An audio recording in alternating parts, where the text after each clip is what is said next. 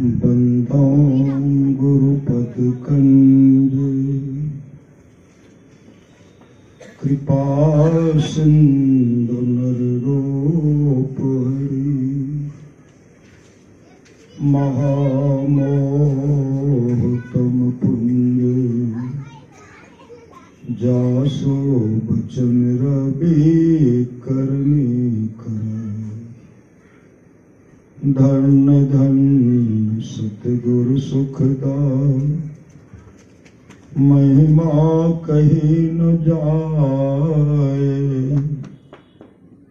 जो कुछ कहूँ तुम्हारी कृपा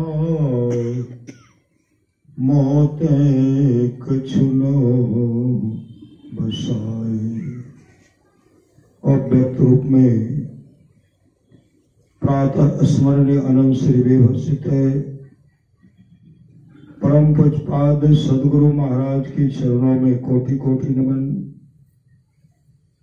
पूज्यपाद बाबा के चरणों में कोटि कोटि नमन है। विशिष्ट गुरुजन उपस्थित सत्संग प्रेम महानुभावों माताओं एवं बहनों सभी के अंदर में बैठे हुए परमात्मा को कोटि कोटि नमन। परमाराध्य सदगुरु महाराज की अमृत वाणी है, थोड़ा सा भी सत्संग करो तो बड़ा लाभ होता है। जितना लाभ की बहुत धन के मिलने बहुत विद्या के पढ़ने से न होता उतना लाभ सत्संग से होता है। नित्य नियमित ढंग से सत्संग करो, सत्संग से खाली कोई मत रहो। अभी अमृत की वर्षा हुई, अध्यात्म ग्रंथ का सार सार ज्ञान कह दिया। जिसको याद रहा उसको अमृत मिला, जिसको याद नहीं रहा उसने अमृत को खो दिया। भगवान श्री कृष्ण की वाणी है, निष्पाप उद्धव जी, कोई कितना भी अश्वमेध यज्ञ कर ले, कृष्ण चंद्रायन आदि आदि व्रत कर ले, उसके द्वारा में सुलभता से प्राप्त नहीं होता। बस एक सत्संग ऐसा जरिया है जिसके द्वारा में सुलभता से प्राप्त हो जाता, उस भक्त के वश में हो जाता और उस भक्त का परम कल्याण हो जाता। पुनः सदगुरु महाराज कहते जो लोग बहुत दिनों से सत्संग करते आ रहे हैं, अभी कर रहे हैं, आगे भी करेंगे, वे सभी महासुख के भागी होंगे। महापुरुष की वाणी है, जिस सत्संग में हम लोग बैठे हुए हैं, यह सत्संग टाटा बिरला के नसीब में लिखा हुआ नहीं है। यह सत्संग श्रद्धालु गुरु के दुलारे, गुरु के प्यारे के झोला में रखा हुआ सत्संग है। अभी सुन रहे थे, सुनी सब जही जन मुदित मन मज्जहि अति अनुराग लहहि चारि फल अछत तनो साधु समाज प्रयाग। जो साधु समाज में उपदेशों को आनंद मन से सुनकर समझते हैं, वे मानव प्रयाग में अधिक प्रेम के साथ स्नान करते हैं और वे इससे चारों फल अर्थ धर्म काम और मोक्ष शरीर रहते पा लेते हैं। सुन रहे थे मज्जन फल देखिए तत्काला का कहो पिक बकौ मराला सुनी आचरज करे जन कोई सत्संगति महिमा नहीं गोई। योग सिखोपनिषद अध्याय 6 में भगवान शिव भगवान ब्रह्मा से कहते हैं, ब्रह्मा जी कोई 1000 अश्वमेध यज्ञ कर ले, सैकड़ों वाजपेयी यज्ञ कर ले, कोई गंगा सागर में स्नान करके मणिकर्णिका को प्रणाम करे, उसका जो फल है, जो अपने दृष्टि को भौहों के बीच में टिका करके जो एक पल भी आधा क्षण भी जो यहाँ ठहरता है, इसका जो फल होगा उसका 16वां भाग भी उसका नहीं होगा। इसलिए हम लोग अभी समझिए कि कुंभ में स्नान कर रहे हैं, अभी हम लोग कुंभ में स्नान कर रहे हैं। धरणी निर्मल नासिका निरखो नयन के कौर सहजे चंदा उगे भवन होते इंजोर भी सुन रहे थे। राम बुलावा भेजिया दिया कबीरा रोय, जो सुख साधो संग में सो बैकुंठ न हो। संत कबीर ने बैकुंठ लोक के सुख को ठुकरा करके सत्संग करना स्वीकार किए। इस सत्संग का फल है। भगवान श्री राम जब यहां से जाने लगे, अपने बैकुंठ धाम को जाने लगे, सब कह रहे प्रभु हम भी आपके साथ चलेंगे, हम भी चलेंगे, हम भी चलेंगे। हनुमान जी कुछ नहीं बोलते हैं, हनुमान जी पीछे खड़े हैं, एक टक भगवान श्री राम को निहार रहे हैं। महापुरुष की वाणी है, निहारो यारो गुरु मूर्ति की ओर, गुरु मूर्ति सुरति बिच निरखो तब उर होते इंजोर। एक टक हनुमान जी भगवान श्री राम को देख रहे थे।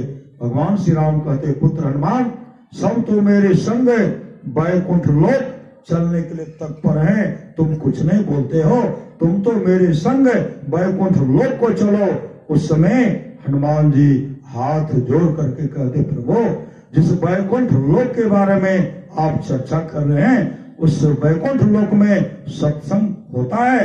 उस समय भगवान श्री राम ने कहा पुत्र हनुमान, जो भक्त पूजा पाठ तपस्या करके मेरे बैकुंठ लोक को चले जाते हैं, वह भक्त मेरे आमने सामने रहता है।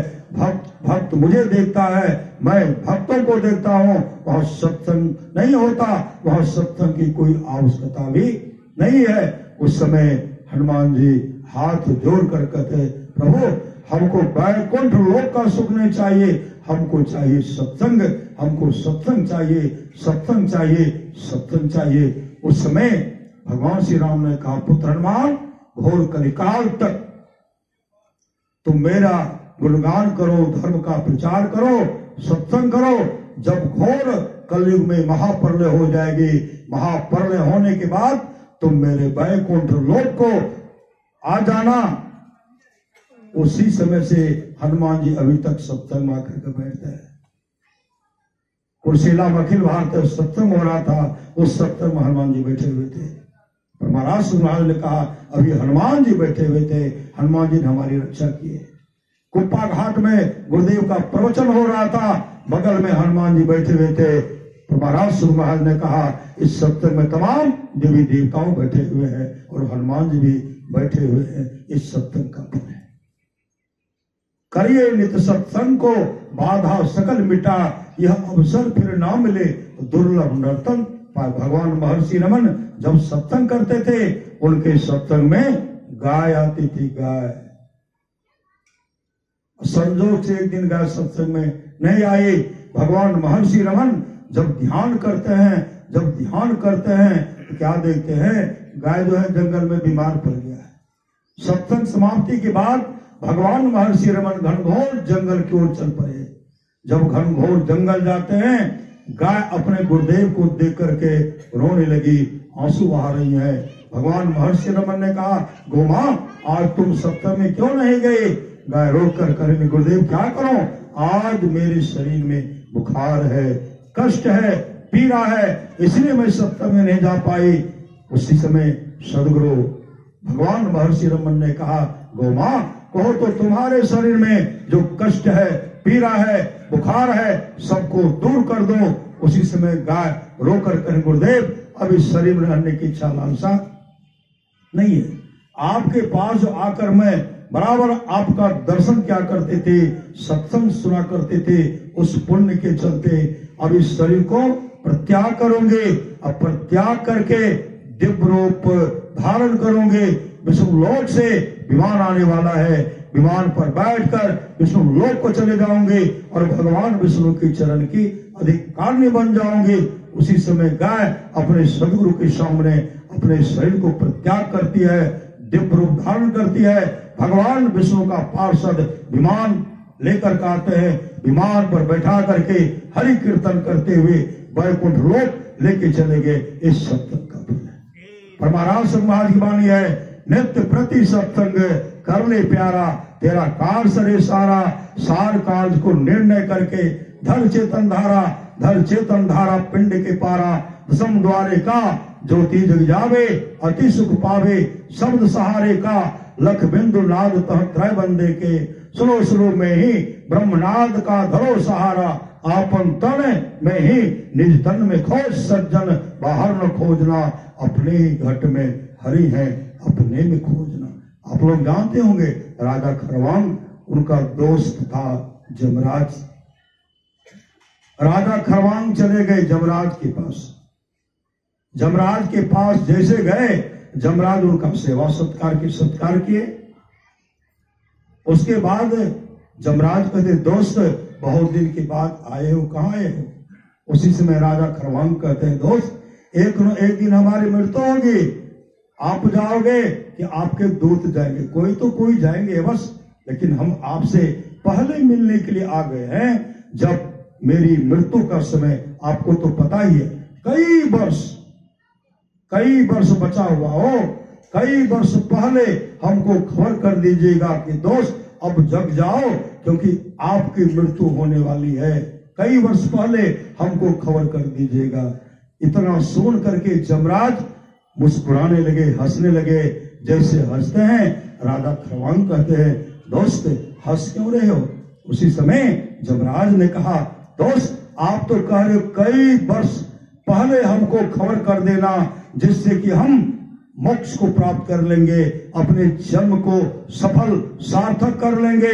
अरे दोस्त तुम्हारा समय मात्र 2 घड़ी शेष है, 2 घड़ी। क्यों मैं श्री सदगुरु मात्र तुम्हारा समय जो है ना 2 घड़ी शेष है, 2 घड़ी। 2 घड़ी में तुम जो करना चाहते हो कर लो। इतना सुनने के बाद राजा खरवांग घबराए नहीं, और मुस्तैदी के साथ जमराज के साथ बैठकर 2 घड़ी तक सत्संग सुने, और सुनते सुनते राजा खरवांग को समाधि लग गई। अंधकार मंडल का छेदन हो गया, प्रकाश का दर्शन करते हुए शब्द के सहारे मोक्ष धाम को चले गए। इस सत्संग का फल है। पर महाराज सुराज कहते जो 2 सेकंड भी अपने दृष्टि को भौहों के बीच में टिका करके रखेंगे, उसका परम कल्याण हो जाएगा। इसलिए थोड़ा सा भी सत्संग करो, बड़ा लाभ होता है। राजा परीक्षित 7 दिन तक सत्संग सुने। 7 दिन आप लोग जानते होंगे, श्रीमद्भागवत महापुराण में आया है, 7वें दिन तक्षक दंश करने वाला था, उनकी अधोगति होती, वो नरकगामी हो जाते। उसी समय सुखदेव मुनि ने कहा राजन घबराते क्यों हो, सत्संग तो कर लो, सत्संग तो सुन लो। 7 दिन तक सत्संग सुने।